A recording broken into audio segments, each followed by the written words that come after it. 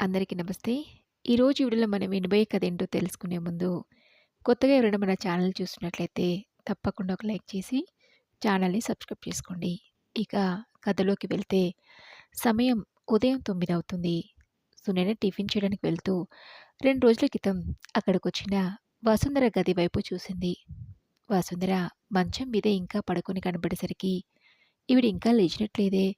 నిన్న రాత్రి కూడా భోజనానికి రాలేదు. ఒంట్లో ఏమైనా బాగాలేదేమో! వెళ్లి లేపితే పోలే అనుకుని ఒక క్షణం ఆగి, ఒకవేళ ఆరోగ్యం బాగాలంటయితే నిద్ర నుంచి లేపి ఇబ్బంది పెట్టడమెందుకు అని వెనుకకు తిరగబోతూ, ఒకవేళ ఆరోగ్యం బాగాలేనిదైతే ఉదయం 9 కావస్తుంది. లేచి ఏదో ఒకటి తినకపోతే నాకన్నా వయసులో పెద్దావిడలా ఉంది. అలాగే పడుకుంటే ఎలా? నీరసం రాదు అని తన మనసులో అనుకుని సునైన వసుంధర గదిలోకి వెళ్ళి ఏవండీ? ఏవండీ? అని లేపింది. సునైన పిలుపుకి వసుంధర తన కళ్ళ మీద అడ్డుగా పెట్టుకున్న చేతిని తీసి ఏంటి అన్నట్టుగా చూసింది. సమయం 9 అవుతుంది కదా! టిఫిన్‌కి వెళ్తూ మీరు ఇంకా లేచినట్టు కనబడిపోయేసరికి ఒంట్లో ఏమైనా బాగాలేదేమో అని లేపడానికొచ్చాను అంది. సునైన మాటలకి వసుంధర మంచం నుంచి లేచి కూర్చుని కాస్త నీరసంగా ఉంటేను మళ్ళీ ఇలా నడుం వాల్చాను. మీరు వెళ్ళండి. కాసేపయ్యాక నేనొస్తాను అంది వసుంధర. నాతో పాటే వచ్చారంటే వేడివిడిగా తినేయొచ్చు. ఆలస్యమైతే చల్లారిపోతుంది. తినాలనిపించదు. రండి. ఆ పక్కన మొహం అది కడుక్కుని టిఫిన్ తిందురు కానీ అని పిలిచింది సునైన. అందుకు వసుంధర నాది స్నానం కూడా అయిపోయిందమ్మా. ఆ పక్కనే ప్రార్థనా మందిరం కనబడితే పూజ చేసుకునొచ్చి నీరసంగా అనిపిస్తే ఇలా ఒరిగాను. ఈలోగా మీరు పిలిచారు అంది వసుంధర. నిన్న రాత్రి కూడా మీరు భోజనానికొచ్చినట్టు నాకు అనిపించలేదు. ఒంట్లో బాగాలేక ఇంకా లేవలేదనుకున్నానండి అంది సునైన. ఒంట్లో బాగాలేకపోవడం ఏంటి? రాయిలా ఉన్నాను.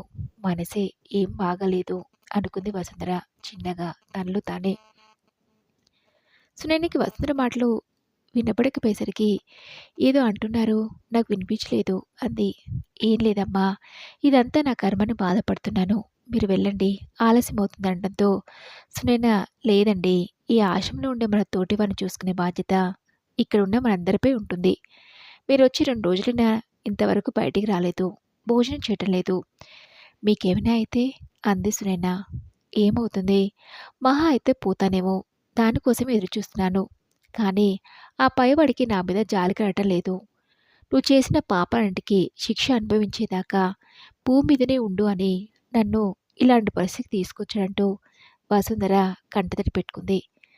వసుంధర అలా చూస్తుంటే సునైనకు బాధేసింది. మీరేదో విషయంలో మనశ్శాంతి లేకుండా ఉన్నట్టున్నారు. రండి టిఫిన్ చేసేలా కూర్చుని మాట్లాడుకుందాం అడిగింది సునైన. ఈసారి వసుంధర సునైన మాటలు కాదనలేక మెల్లగా మంచాన్ని పట్టుకుని పైకి లేచి సునైనతో ముందుకు నడిచింది.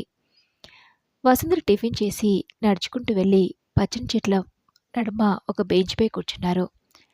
వసుంధర ఏం మాట్లాడకుండా మౌనంగా అలాగే కూర్చుండిపోయింది. వాళ్ళిద్దరు అలా కూర్చుని చాలాసేపు అవటంతో సునైనే మీదే ఊరు? మీకెంతమంది పిల్లలు? వాళ్ళందరూ ఎక్కడుంటారు? అడిగింది. అందుకు వసుంధర మాది పక్కూరే. 15 సంవత్సరాల క్రితమే ఆయన పోయారు. మాకిద్దరు కొడుకులు, ఒక కూతురు. పెద్దవాడు అనిల్ హైదరాబాద్లో సాఫ్ట్వేర్ ఇంజనీర్గా ఉద్యోగం చేస్తున్నాడు. చిన్నవాడు సునీల్ బెంగళూరులో ఉద్యోగం చేస్తున్నాడు. కూతురు శైలు పెళ్ళయింది. అమెరికాలో ఉంటుంది. అందరికీ పిల్లలు పుట్టారు. మనవలు మనవరాలు పుట్టినప్పుడు వాళ్ళ ఆలనా పాలనా చూసుకుంటూ ఒక్కొక్కరిని వాళ్ళకి స్కూల్‌కెళ్ళే వయసొచ్చేదాకా అన్నీ నేనే దగ్గరుండి చూసుకున్నాను. నా కోడలిద్దరూ కూడా ఉద్యోగాలు చేసేవాళ్ళవటంతో, అమ్మా పిల్లలు స్కూల్‌కెళ్ళి మేమిద్దరం ఉద్యోగాలు వెళ్తే ఇంట్లో నువ్వు ఒక్కదానివే ఉండి ఏం చేస్తావు? పైగా ఇక్కడంతా అపార్ట్మెంట్ కల్చర్. మన ఊర్లో లాగా ఇరుగు పొరుగు మాట్లాడడానికి ఉండదు. ఊరిలో ఉన్న మన ఇంటిని చూసుకుంటూ కొన్నాళ్ళు అక్కడే ఉండు అన్నారు. అప్పటి వరకు పిల్లల ఆలనా పాలనా చూసుకుంటూ కాలక్షేపం చేసిన నేను వాళ్ళు స్కూల్‌కి వెళ్తున్నప్పటి నుంచి ఇంట్లో ఒంటరిగా ఉంటూ బాధపడుతున్నానని నా కొడుకులు, కోడలు అలా అంటున్నారేమో అనుకుని వాళ్ళు చెప్పింది కూడా నిజమే కదా! ఊర్లో సొంత మనుషుల మధ్య ఉన్న భావన సిటీలో ఎందుకుంటుంది? అయినా ఇప్పటినుంచి పూర్తిగా పిల్ల మీద ఆధారపడటం ఎందుకు?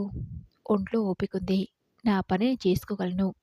భగవంతుడి దయ వల్ల ఇప్పటివరకు దీర్ఘకాలిక సమస్యలేమీ లేవు. సరే అని తిరిగి ఊరికొచ్చేశాను. కొంతకాలం బాగానే గడిచింది. ఇరుగు పొరుగు వాళ్ళంతా వాళ్ళ కొడుకులు, కోడలతో కలిసి ఉమ్మడిగా ఉంటుంటే చూసి నాకు నా కొడుకు, కోడలతో వాళ్ళ పిల్లలతో కలిసి ఉంటే బావుండనిపిచ్చేది. కానీ వాళ్ళనడిగితే ఏమంటారో, ఇంకొన్నాళ్ళు ఆగాక చూద్దాంలే అనుకుని ఊరుకుండిపోయాను. పండగలకి, సెలవులకి వాళ్ళ ఊరికొచ్చినప్పుడు వాళ్ళందరితో గడిపిన క్షణాలను గుర్తు చేసుకుంటూ, ఇరుగు, పొరుగు వాళ్ళతో పంచుకుంటూ కాలక్షేపం చేసేదాన్ని. అలా కొంతకాలం గడిచాక ఒకరోజు నా పెద్ద కొడుకు అనిల్ ఫోన్ చేసి, "అమ్మా! మన ఇల్లు అమ్ముదాం అనుకుంటున్నాను" అని చెప్పాడు. వాడలా అడిగేసరికి నాకేం మాట్లాడాలో అర్థం కాలేదు. ఉన్నట్టుండి ఏంట్రా ఈ ఆలోచన అడిగాను. అందుకు వాడు, "నీకా వయసైపోతుంది. మేమెప్పుడూ పండగలకి గానీ, సెలవులకు గానీ తప్ప ఆ ఇంట్లో ఉండేది లేదు. పోనీ మన ఇంటిని ఎవరికైనా అద్దెకిద్దామంటే ఈ కాలంలో ఆ కాలంలో కట్టిన పెద్ద ఇల్లు అంతా కలిపే కట్టారు.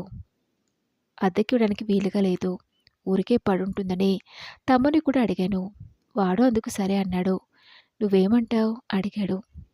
వాడి మాటలు కొద్దిసేపు మౌనంగా ఉండి, ఇక మీదట నేనెలాగో ఉండేది నా కొడుకుల దగ్గరే. వాడన్నట్లు, ఇంత ఇంట్లో ఒక్కదాన్నే ఉండి నేనేం చేయను? వయసు మీద పడుతున్న కొద్దీ అంత పెద్ద ఇంట్లో చాకరీ చేయాలంటే నాకు కష్టంగానే అనిపించింది. ఇల్లమ్మేస్తే ఆ డబ్బు పిల్లలకి ఏదోలాగా ఉపయోగపడుతుంది కదా! ఏం అవసరాలున్నాయో ఏమో అనుకుని, సరేరా మీ ఇష్టం అన్నాను. ఆ తర్వాత వారం రోజులకి నా ఇద్దరు కొడుకులు ఊరికొచ్చారు. అమ్మా! మన ఇంటిని డెవలప్‌మెంట్‌కి ఇవ్వాలని నిర్ణయించుకున్నాం. అందులో మనకు 4 ఫ్లాట్‌లొస్తాయి. కావాలంటే వాటిని కూడా అమ్మేసుకోవచ్చు. లేదా అద్దెకివ్వచ్చు. ఇంటిని అమ్మడం కంటే డెవలప్‌మెంట్‌కిస్తే డబ్బులెక్కువ వస్తాయని నేను, తమ్ముడు కలిసి ఈ నిర్ణయం తీసుకున్నాం. ఇందులో నీకేమైనా అభ్యంతరమా? అడిగాడు నా పెద్ద కొడుకు అనిల్.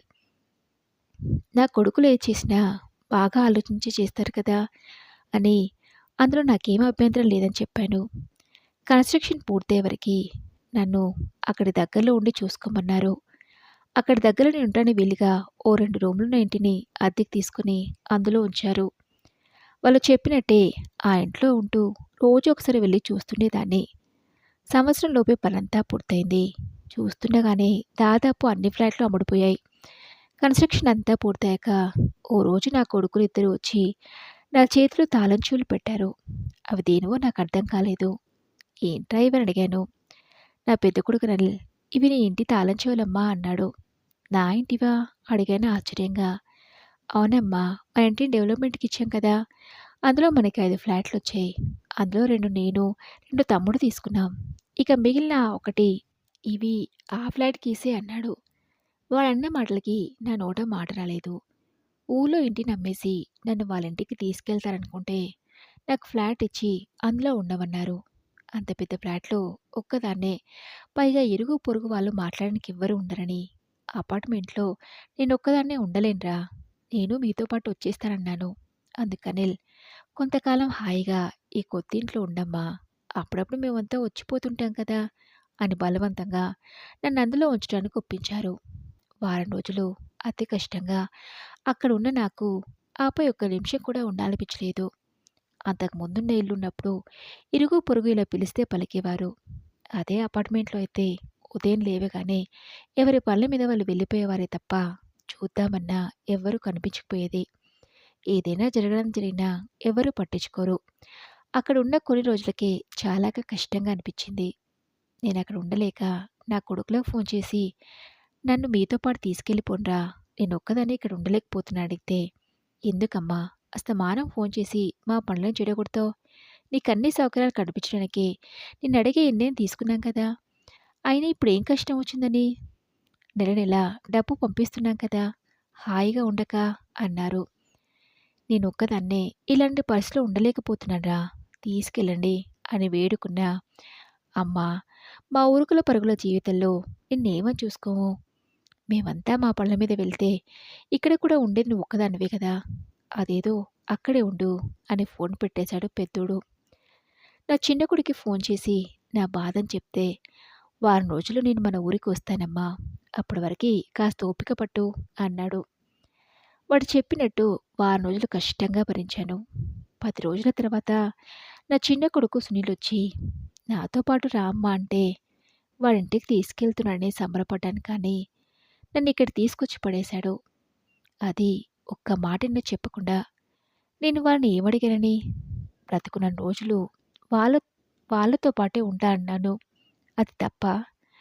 ఈ వయసులో నన్ను చూసుకోవాల్సిన బాధ్యత వాళ్ళకి లేదా? నాకు చాతనైన రోజులు వాళ్ళ పనులన్నీ నాతో చేయించుకొని, ఇప్పుడు నాకు వయసు మీద పడటంతో నేనింకా వాళ్ళకి ఏమీ చేయనని నన్నిక్కడ వదిలేశారు. వాళ్ళ మనసులో ఇలాంటి ఉద్దేశ్యం ఉందని తెలిస్తే ఇల్లు డెవలప్‌మెంట్‌కి ఇవ్వడానికి ఒప్పుకునేదాన్ని కాదు. నా ఇంట్లో నేను మనశ్శాంతిగా ఉండేదాన్ని. అంతమంది ఉండి కూడా నాకిలాంటి పరిస్థితి కల్పించారంటే వాళ్ళనేమనాలి? నేనొక్కదాన్నే వాళ్ళకు బరువవుతున్నానా? అని సునయనతో తన బాధను చెప్పుకుంటూ బోరున ఏడ్చింది వసుంధర. వసుంధర చెప్పేదంతా విన్న సునయనకి చాలా బాధేసింది. ఊరుకోండి అని వసుంధరను ఓదారుస్తూ, మీ పట్ల మీ కొడుకులు ప్రవర్తించిన తీరు చాలా అమానుషం. మన కాలంలోనైతే అంతా కలిసి ఉమ్మడిగా ఉండేవారు. పిల్లలకి పెద్దవాళ్ళ పట్ల గౌరవం, బాధ్యతలు ఉండేవి. ఇంట్లో వాళ్ళందరి మీద ఇంటి పెద్దలకి అధికారం ఉండేది. వాళ్ళు ఇలా చెప్తే అలానే నడుచుకునేవారు. ఈ రోజుల్లో పరిస్థితులు అందుకు భిన్నంగా ఉన్నాయి. పెళ్లి కాగానే వేరు కాపురం పెట్టేస్తున్నారు. భార్యాభర్తలిద్దరూ ఉద్యోగం చేసుకుంటూ సంపాదన మీద పడి పెద్దవారిని నిర్లక్ష్యం చేస్తున్నారు. మనలాంటి వయసైపోయిన వాళ్ళు ఇంట్లో ఒక్క మనిషి ఎక్కువైనా భరించలేకపోతున్నారు. ఏం చేస్తాం? పిల్లల్ని కనీ పెంచి, చదువు చెప్పించి, వాళ్ళని ప్రయోజకులు చేయగలం కానీ, వాళ్ళ బుద్ధిని మార్చలేం కదా! మారుతున్న పరిస్థితులను బట్టి మనము మారాలి. ఈ సమస్య కేవలం మీ ఒక్కరిదే కాదండి. ఇక్కడున్న వాళ్ళందరిది అదే పరిస్థితి.